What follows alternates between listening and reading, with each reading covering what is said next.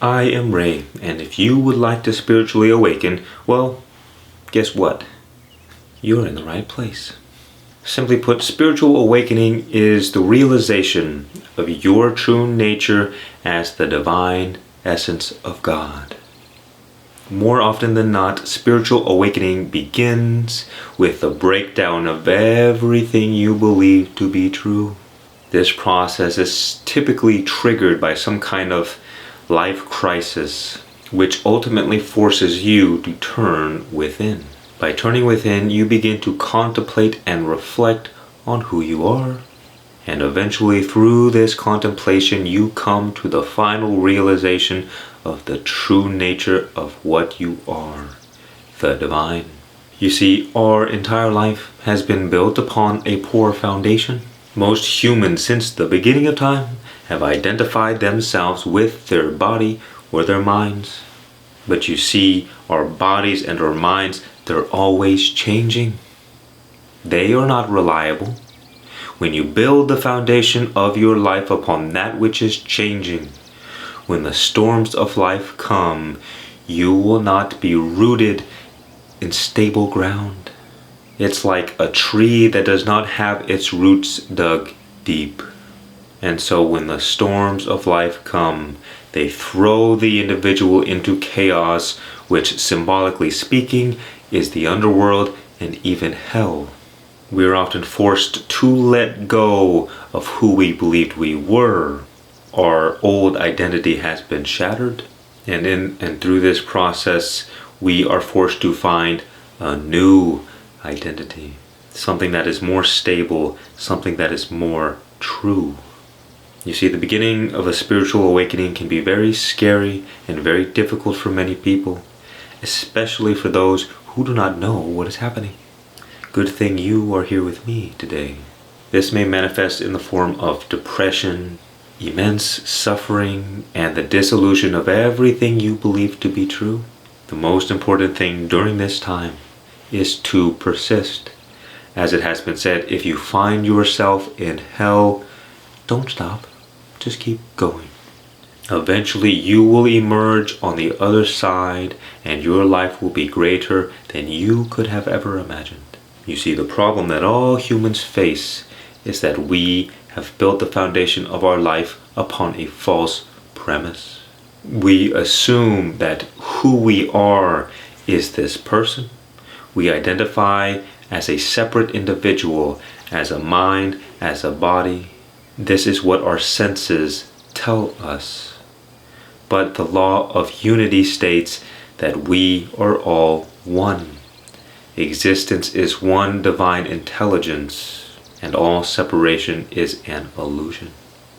And when we believe in this illusion, we set ourselves up for a life crisis, because eventually the truth will come to light. And when we are attached to the darkness, to the illusion, when the light and the truth arrive, the light will dissolve the darkness, and who we believed we were will die. You see, the mind or the ego creates the sense of separation. And it's not that these things are bad. These things give us a sense of free will and autonomy. It just also creates an illusion of reality. We live our entire lives in this illusion, what people call the Matrix, or in Eastern traditions, Maya, the cosmic delusion. And you see, the very word awakening implies a dream or a sleep. And so spiritual awakening is emerging from this deep sleep, from this dream, the illusion that most people are trapped within. And waking up from this illusion can be very terrifying for the ego, because the ego is forced to face the fact that everything it thought it knew about the way the world was not true. You see, the ego is always insecure. It doesn't want to look down and face the reality that the ground it's standing upon is not stable and it is not reliable. But regardless, life will one day wipe the floor right underneath, and we will be forced to find new solid ground. And when we have the foundation of our life swept away and we descend into the underworld, into chaos, this is called the dark night of the soul. That which typically precedes a spiritual awakening. Now, the way to ensure that your spiritual awakening goes as smoothly as possible is to let go of the dying ego.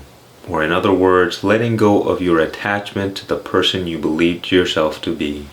The more you resist and try to hold on to what was, the more suffering you will experience. Let the old you die, because something far greater is emerging.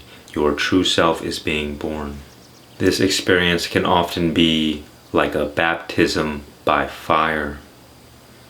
Fire is a purifying agent, and so the fire of hell symbolically represents this process in which you are cast into the underworld and all of your thoughts and your ideas about yourself begin burning away. But the fact is that what you are not is burning away. The illusion, the darkness, is being faced with the light. And because we were attached to the darkness, to the illusion, the light creates this kind of burning experience as the illusion is dissolved. That is why we must let go of our attachment as quickly as we can, so that the transition is as smooth as possible. And through this purification, this fire, what you are in truth is revealed. The true nature of what you are is infinite, it is eternal, it is indestructible, and it cannot die. To have a spiritual awakening during this lifetime is greatly auspicious, because for all intents and purposes, it's a very rare occurrence. You have likely spent many lifetimes in this process of birth, life, death, and rebirth. And to be born as a human is the perfect opportunity to realize your true nature. Many spiritual teachers and enlightened beings, such as Ramakrishna, have said that God realization is the highest purpose of this life. But most people are too concerned with satisfying their worldly desires or even just survival to embark on this spiritual awakening journey. This is often why a great crisis is often needed. Only when your world is not going the way you thought it would do you attempt to find refuge or freedom from this suffering. And when you turn within, you eventually find the freedom you were looking for. For spiritual awakening, a great desire for freedom is necessary. Otherwise, one will find themselves torn between two gravitational forces. Ramakrishna said, "We are like needles covered in mud, and God is like a magnet. When the needle is too earthly, too concerned with worldliness, it is not attracted to God. But when the needle is cleaned, the magnet attracts the needle once again." And so if one is too concerned with their worldliness, they will have no reason to seek freedom, to seek God. God often is a tool that people use to help their worldly life. And this is the great error that most people make. You see, the problem is that the world is temporary and always changing.